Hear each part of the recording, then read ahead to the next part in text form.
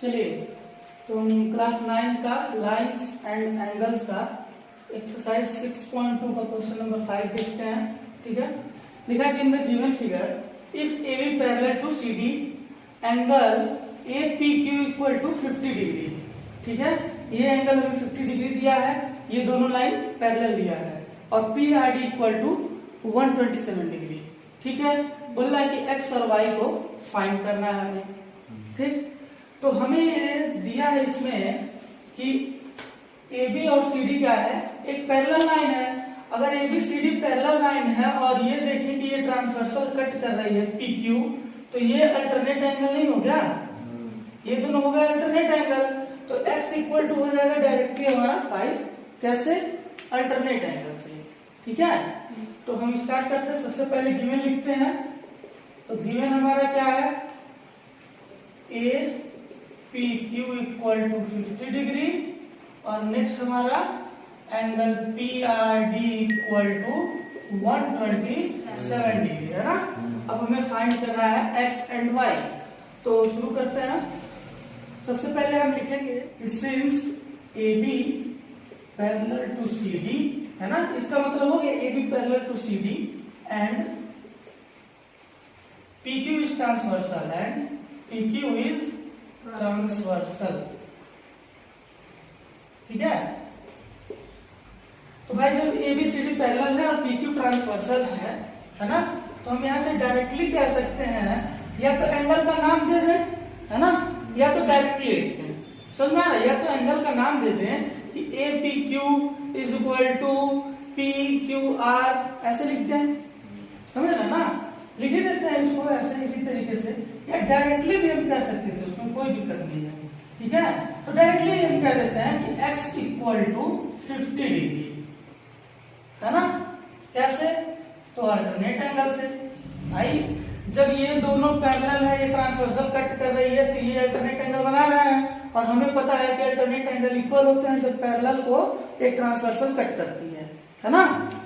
तो भाई डायरेक्टली हम लिख देना अल्टरनेट एंगल्स, अल्टरनेट एंगल्स। ठीक, नेक्स्ट हमारा निकालना है y।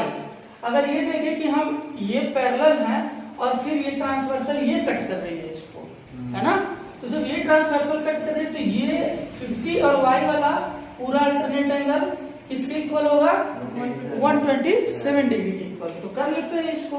ठीक है, फिर से हम लिख देंगे, अच्छा यहाँ पे लिख देंगे देयरफॉर। ठीक, ये हो गया सिंस, ऐसे हो जाएगा सिंस, और ऐसे मतलब बिंदु बीच में और ये नीचे, तो ये देयरफॉर हो जाता है। ठीक है, तो लिखेंगे since A B parallel to C B